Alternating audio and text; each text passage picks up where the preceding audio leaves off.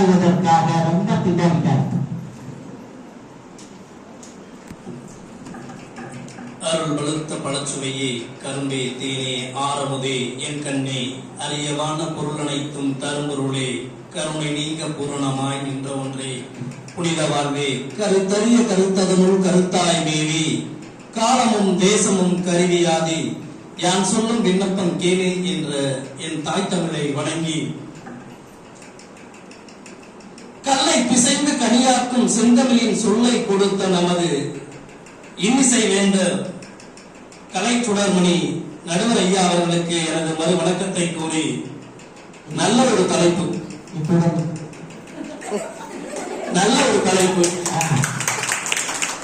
அதுக்குள்ளே முஸ்லிம் சொல்றீங்க. அப்படி சொன்ன உடனே இது குணம் சொல்லியாச்சு, இதுக்கு மேல நமக்கு தேவையா அப்படின்னு பார்த்தேன். கனியாச்சு, மணியாச்சு, ஏதாச்சு அப்படின்ட்டு போதும் அப்படின்னு சொன்ன மாதிரி ஆச்சு. இன்றைய சூழலில் மகளிரின் நிலை கொண்டாட்டமா திண்டாட்டமா, இதுதான் தலைப்பு. ஆனா நமக்கு முன்னாடி பேசினாங்க அம்மா எதிரினர், அவங்கள பத்தி வரவேற்கன ஒரே ஒரு வார்த்தை மட்டும் நான் வந்து யோசிச்சு வந்திருந்தேன். என்ன வார்த்தை சார்னு பாத்தீங்கன்னா, கொண்டாட்டமே என்ற அணியில் பேச வந்துவிட்டு எந்த ஒரு கருத்துமே இல்லாம பின்னாடி பேசிவிட்டு அமர்ந்திருக்கிறான்.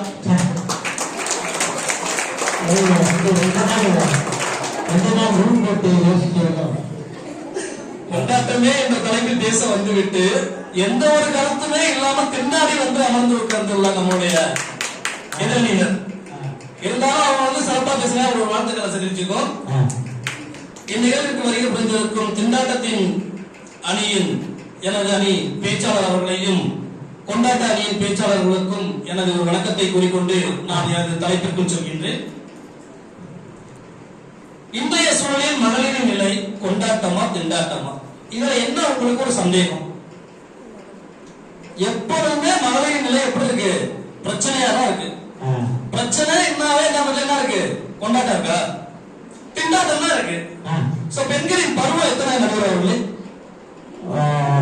பருவம் வந்து 7 செமஸ்டர் 1 செமஸ்டர் 2. அது கல்லூரி பருவம். கல்லூரியில்தான் கேட்டதுனால என்ன பருவம்னு கேட்டீங்க. பெண்களின் பருவத்தை சொல்லும் போது பாத்தீங்கன்னா 7 பருவம் சொல்றாங்க. என்னன்னு பாத்தீங்கன்னா பேதை, பெருமை, மங்கை, மடந்தை, அறிவை, தெரிவை, பேரினம் சொல்றாங்க. இந்த 7 பருவத்துல ஏதாவது ஒரு பருவத்துல நாங்க கொண்டாட்டமா இருக்கோம்னு சொல்லுங்க, நான் இப்படியே முடிச்சுட்டு போயிடுறேன். ஏதாவது ஒரு பருவத்திலையாவது நாங்க வந்து ரொம்ப ரொம்ப கொண்டாடுறோம் எங்க வாழ்க்கைய.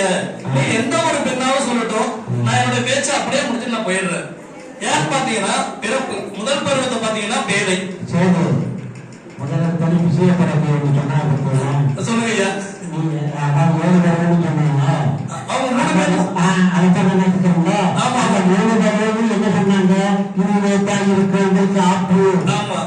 வயசுக்கு பிறகு ஆப்பு, கல்யாணத்துக்கு பிறகு ஆப்பு, அதுக்கப்புறம் பிள்ளை குட்டி பிறந்தாங்களுக்கு ஒரு ஆப்பு, அத்தனை ஆப்புக்கு என்ன வச்சிருக்கேன் ஒரு தீர்ப்பு.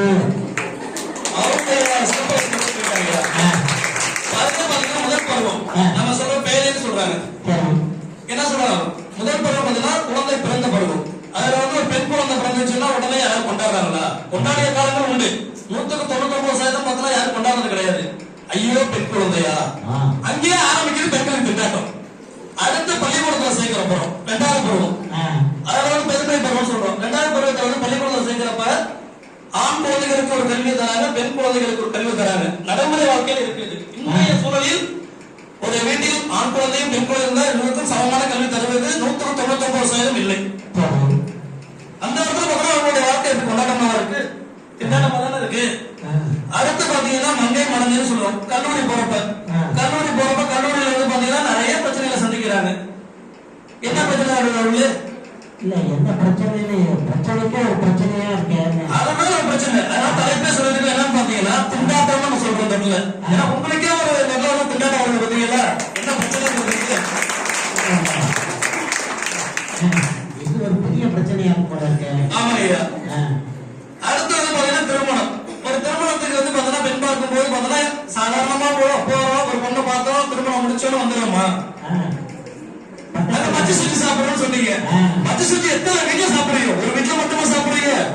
அதெல்லாம் நம்ம வந்து சொல்லியிருப்பாங்க.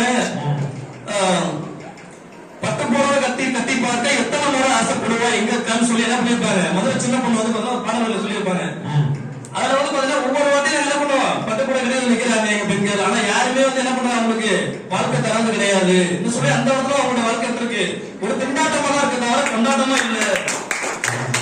கடைசியா சொல்லணும் பாத்தீங்கன்னா ஒரு பெண் வந்து பாத்தீங்கன்னா இறந்ததுக்கு அப்புறமா பாத்தீங்கன்னா அவங்களுடைய வாழ்க்கை வந்து திண்டாட்டமா தான் இருக்கு. ஏன் சொல்லணும்னு பாத்தீங்கன்னா பிறந்த வீட்டு முறைப்படி அவங்க எரிக்கணுமா இல்ல புகுந்த வீட்டு முறைப்படி புதைக்கணுமா அங்கேயும் பாத்தீங்கன்னா அவங்களோட சுதந்திரம் கிடைக்கவே கிடையாது. அவங்களுடைய வாழ்க்கை வந்து கொண்டாட்டம் கிடையாது. அங்கேயும் பாத்தீங்கன்னா அவங்களுடைய வாழ்க்கை வந்து திண்டாட்டமா தான் இருக்கு. கடைசியில என்ன செஞ்சாங்க? கடைசியா என்ன பண்ணாங்க இன்னைக்கு ஒரு விஷயத்தை தூக்கி வச்சாங்க அப்படி சாப்பிட வந்து டவுன்ல கொடுத்துட்டாங்க முடிஞ்சிச்சு. நான் கேட்டேன் அப்படி விட்டுட்டு போயிட்டாங்களான்னு பார்த்தேன். புதைக்கிறதா எரிக்கிறதான்னு சொல்லிட்டு கடைசியில அப்படி விட்டுட்டு போயிட்டாங்களான்னு பார்த்தேன். அதே மாதிரி அவர்களே சொன்னா இன்னைக்கு சூழல்ல வந்து பார்த்தா ஒரு 4 பெண்கள் ஒண்ணு சேர்ந்துதான் இங்க 4 பெண்கள் இங்க 6 இருக்கும். 4 பெண்கள் ஒண்ணு சேர்ந்தாங்கன்னு வச்சுக்க அந்த இடத்துல பார்த்தா செலவு தான் இருக்குமே தவிர வரவு இருக்கவே இருக்காது. அங்க பாத்தியா அந்த அம்மா வந்து போட்டு வச்சே ரொம்ப அழகா இருக்கு. இங்க பாத்தியா இந்த அம்மா போட்டு வெட்டியால ரொம்ப அழகா இருக்கு. அது யாருக்கு செலவு? வீட்டுக்காருக்கு.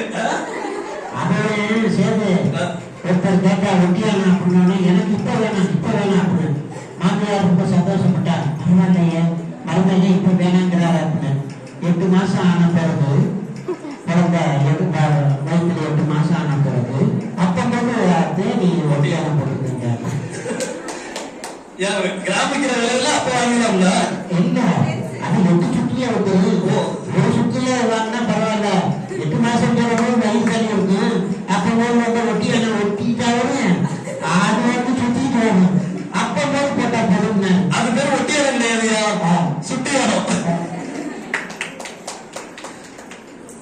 அது மட்டும் இல்லாம பாத்தீங்கன்னா மரப்பாச்சி பெண்களுக்கு மாறாப்பு போட்ட பண்பாடு நம்மளோட பண்பாடு. மரப்பாச்சி பொம்மைகளுக்கும் மாறாப்பு போட்ட பண்பாடு நம்முடைய பண்பாடு. இன்றைக்கு அப்படியா இருக்கு பெண்களின் நிலை. பல்வேறு சிக்கல்களை சந்திக்கக்கூடிய சூழ்நிலை தான் பெண்கள் இருந்துட்டு இருக்காங்க. மரப்பாச்சி பொம்மைகளுக்கும் மாறாப்பு போட்ட பண்பாடு தமிழின் பண்பாடுன்னு சொல்றோம். ஆனா இன்னைக்கு பாத்தீங்கன்னா நம்ம சொல்ல முடியாத அளவுக்கு பல்வேறு பிரச்சனைகளை வந்து நம்முடைய பெண் குழந்தைகளா இருக்கட்டும் இல்ல மகளிரா இருக்கட்டும் எல்லாருமே சந்திச்சுக்கிட்டு தான் இருக்காங்க. இதெல்லாம் சொல்றப்ப எப்படி நீங்க வந்து கொண்டாட்டம்ங்கிறீங்க? இது எல்லாமே வந்து பாத்தீங்கன்னா பெண்களுக்கு வந்து கொண்டாட்டம் தான் இன்னைக்கு. அடுத்து நம்ம வருவோம். இன்னைக்கு எல்லா மகிழ்ச்சியும் அழகா வந்து எல்லாமே நம்ம புகைப்படம் எடுத்துட்டு இருக்காங்க. சார் செல்ஃபி எடுக்கமா சார்ங்கிறாங்க. அது மட்டும் இல்லாம ஏமா செல்ஃபி எடுக்க கேட்டேன். வந்தவொடனே பொண்ணு வந்து உடனே செல்ஃபி எடுத்தாங்க. ஏமா சார் நான் வந்து இன்ஸ்டாகிராம்ல பொண்ணு சார் அப்பதான் எனக்கு லைக் நிறைய வரும். எனக்கு ஃபாலோவர்ஸ் பாத்தீங்கன்னா 50,000 பேர் இருக்காங்க சார். அவங்க எல்லாருமே என்ன வந்து ஃபாலோ பண்ணணும் சார்ங்கிறாங்க. நீ சொல்றது பார்த்தாங்கன்னா நான் போறதை வச்சு எனக்கு பின்னாடி 5000 ஃபாலோவர்ஸ் இருக்காங்கன்னாக்க இந்த அம்மாவுக்கு 5000 பேர் இருக்காங்க. அது அந்த ஃபாலோவர்ஸ் இல்லைங்க, ஃபாலோ பண்றாங்க. அப்படி சொல்லுங்க. இந்த போட்டோன்னா 5000 பேர் எனக்கு ஃபாலோ பண்றாங்க. சரி ஃபாலோ பண்ணிடுவோம். அதுக்குதான் ஒரு கவிஞர் சொல்லியிருந்தா இணையத்தால் இணையுங்கள் இதயத்தால் இணையலாம். இணையத்தால் இணையுங்கள் இதயத்தால் இணையலாம்னு சொல்லியிருந்தாங்க. இதெல்லாம் நல்லா இருக்காது. இணையத்தால் இணைஞ்சா இதயத்தால் இணைஞ்சிடலாமா? அதுதான் சொல்றாங்க. பேஸ்புக்கா இருக்கட்டும், உங்களுடைய வாட்ஸ்அப்பா இருக்கட்டும், இல்ல இன்ஸ்டாகிராமா இருக்கட்டும், இல்ல வந்து டெலிகிராமா இருக்கட்டும், இது எல்லா சமூக வலைகளும் நமக்கு என்னத்தை உருவாக்குது? அனைத்து சமூக வலைகளும் நமக்கு உருவாக்குகின்ற ஒரே வலை கவலை, வேற எதுவும் கிடையாது. அனைத்து சமூக வலைகளும் உருவாக்குகின்ற ஒரே வலை கவலை தான் உருவாக்குறாங்க. இந்த வந்து எந்த ஒரு பெண்களும் கொண்டாட்டம் சொல்லவே முடியாது. அனைத்து பெண்களின் நிலையானது திண்டாட்டம் தான். ஒரே ஒரு போட்டோ போட்டா போதும் 1000 லைக் வருது. நம்ம எத்தனை போட்டோ போடுறோம்? ஒருத்தர் லைக் போடுறோம் பாருங்க. நானும் ஒரு சேனல் வச்சிருக்கேன். யாராவது லைக் போடுறோம், யாராவது சப்ஸ்கிரைப் பண்ணுங்க. ஒருத்தர் பண்ண மாட்டாங்க. இதே பக்கத்து வீட்டு பார்த்தா ஒரு சகோதரி ஒரு சேனல் வச்சிருக்காங்க. ஒண்ணுமே சொல்லவே இல்லை அந்த அம்மா. 5000 பேர் லைக் பண்ணா அது கொண்டாட்டம் தானே. அதான் அந்த மாதிரி கொண்டாட்டம் வந்து பார்த்தா நல்ல முறையில் என்ன பரவாயில்லையா? திண்டாட்டமா தானே போயிட்டு இருக்காங்க. இல்ல பார்த்து போறாங்க. அப்புறம் போறாங்க. நமக்கு ஒரு ஆள் கூட லைக் பண்ண மாட்டேங்கிறாங்க. 5000 பேர் இருக்காங்க, அவங்களை கொண்டாட விடலாமா? ஐயா 5000 பேர் வந்து பார்த்தா பின்பற்ற தேவை கிடையாது. அது கீழே பாத்தீங்கன்னா கமெண்ட் செக்ஷன்ல போய் பாத்தீங்கன்னா தெரியுது. அங்க என்ன சொல்றாங்கன்னு பார்த்தா அனைத்தும் உங்களோட தொடர்பு கிடைக்குமா?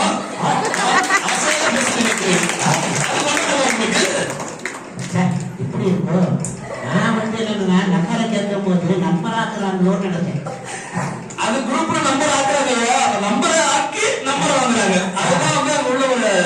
சிவவம்சம். ச்சே, ரொம்ப உள்ளுக்குள்ள ரொம்ப அடிமைகள். ஒரு கவிஞர் ஒரு பாடல் பாடியிருந்தாங்க. 10 மாசம் என்ன சுமந்து பெத்து எடுத்த அம்மா, ஓ அன்புக்கு முன்னால ஆகாசம் சும்மா ஒரு கவிஞர் பாடல் பாடியிருந்தாரு. ஆனா அந்த பாடல் வரிகளை வந்து நம்ம கேட்டதுக்கு அப்புறம் கலங்காத எந்த ஒரு மனமும் கிடையாது. ஏன் சொல்றேன்னா 10 மாதம் சுமந்த எந்த ஒரு அம்மாவை இன்னைக்கு அத்தனை முதியோர் இல்லங்களும் திறந்திருக்கு. எந்த ஊருக்கு என்ன சொல்ற, எந்த ஊருக்கு இருக்கு, அந்த முதியோர் இல்லாத ஊரை இங்க காட்டலையா? இந்த ஊருக்கு போனையா ஒரு முதியோர் கூட கிடையாது. அப்ப அந்த ஊர்ல பெண்களின் நிலை எப்படி இருக்கு பாருங்களேன், திண்டாட்டமா தான் இருக்கு. ஏன்னா அந்த ஊர்ல கொண்டாடுறது நினைச்சிருந்தாங்கன்னா எந்த ஒரு முதியோர்களுமே இருக்கவே இருக்காது. அதனால இன்றைய மகளிரின் சூழல் எப்படி இருக்கு பாருன்னா, நமக்கு வந்து கொண்டாட்டத்தை விட திண்டாட்டம் அதிகமாக தான் இருக்கு. அதை விட வந்து பாத்தீங்கன்னா நிறைய இருக்கு. ஆமா ஐயா, மங்கையராய் பிறப்பதற்கு நல்ல மாதவம் செய்திட வேண்டும் சொன்னாங்க. யாரு சொன்னது? யார் சொன்னதுன்னு பார்த்தா தேசிய கலைமணி சொல்லியிருக்காரு. ஒரு ஆம்பளை தானே சொன்னாரு. ஆமா ஐயா, இப்ப நம்ம தான் புகழ்றோம். நம்மள யார் புகழ்றா? உங்களை யாரும் அழகா இருக்குன்னு சொல்லிருக்காங்களா? உங்களை யாரும் அழகா இருக்குன்னு சொல்லிருக்காங்க? என்னையா நம்மளும் அழகா ட்ரெஸ் பண்றோம், கரெக்டா ட்ரெஸ் போடுறோம். யாராவது சொல்றாங்களா? இது அந்த பாருங்க, யாராவது அந்த மேல அழகா இருக்காங்க பாரு, அந்த மேல கட்டிக்கிற சாரி ரொம்ப கலரா இருக்கு பாரு. நம்மளும் பாருங்க 2000 பேண்ட் 1000 சட்டை வாங்கி போறோம். யாராவது சொல்றாங்களா? அங்கே திண்டாடு தானே அவங்க. அது மட்டும் நடுவர்களே, மங்கையராய் பிறப்பதற்கு நல்ல மாதவம் செய்திட வேண்டும் கலைமணி சொல்லியிருப்பாரு.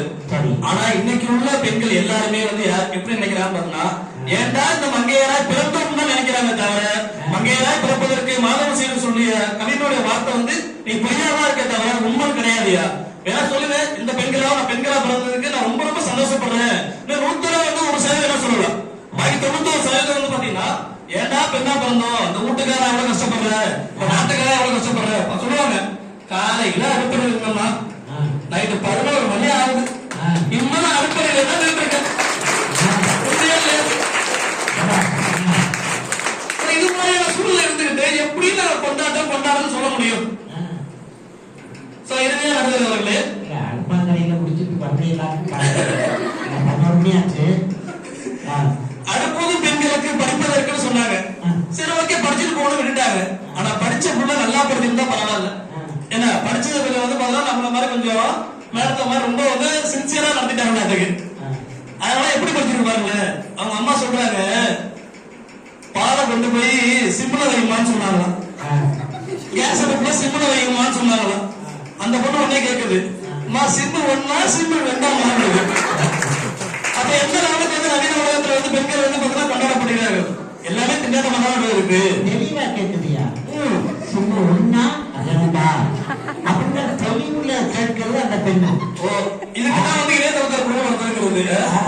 அதனாலதான் அவன் கேட்கும் போது, ஆனா என் பொண்ணு எவ்வளவு தெளிவா கேட்கிறது பார்த்தீங்களா அப்படின்னு தெரிஞ்சுக்கிறது தான். சிம்மு ஒண்ணு அப்படின்னாக்கு அதிகமா வச்சுக்கிறது, சிம்மு 2 அப்படின்னா குறைவா வச்சுக்கிறது. அதற்கு தெளிவுக்கு படுத்துது. ஆமா, அம்மி அம்மி அம்மி அதை பயன்படுத்துவது எந்த மம்மி? இன்னைக்கு எந்த மம்மியாவது அம்மின்னா தெரியுமா? எல்லாம் கம்மி. அதை சொல்லுவாங்க. ஏன்னா அம்மியை பயன்படுத்துறது ரொம்ப ஸ்லிம்மா இருக்காங்க சொன்னாங்க. ஏற்கனவே சொல்லிட்டு போனாங்க, உங்க வந்து ரொம்ப ஸ்லிம்மா இருக்கணுமா, நீங்க எக்ஸசைஸ் பண்ணுங்க சொல்லிட்டு போனாங்க. அந்த எக்ஸசைஸ் எங்க இருந்து வருது? அம்மியில அரைச்சி வச்ச மீன் குழம்பு நீங்க சாப்பிடுறீங்களா? அம்மியில ஐர மீனை அரைச்சி வச்சுக்கிறாங்க. ஐர மீனை அரைச்சி வச்ச குறைகளா இருக்கு. அம்மியில அரைச்சி வச்ச ஐர மீன் அந்த குழம்பு வந்து அது மாதிரி வந்து நீங்க வந்து அரைச்சிருந்தீங்கன்னு வச்சுக்கோங்க, உங்களுடைய உடல்ல வந்து எந்த நோயும் இருந்திருக்காது. உங்களுடைய உடம்பு வந்து பாத்தீங்கன்னா நல்லா இருக்கும், நீங்க கொண்டாடி இருக்கலாம். ஆனா இன்னைக்கு யாருமே அது மாதிரி பண்றது இல்லையா? யாராவது திண்டாடுறது தான் பண்றது இருக்கீங்க.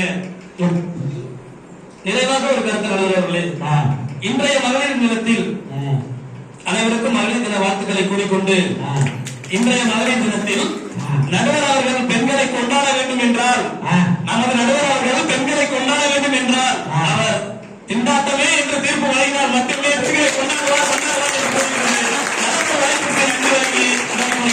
வாய்ப்புக்கு நன்றி.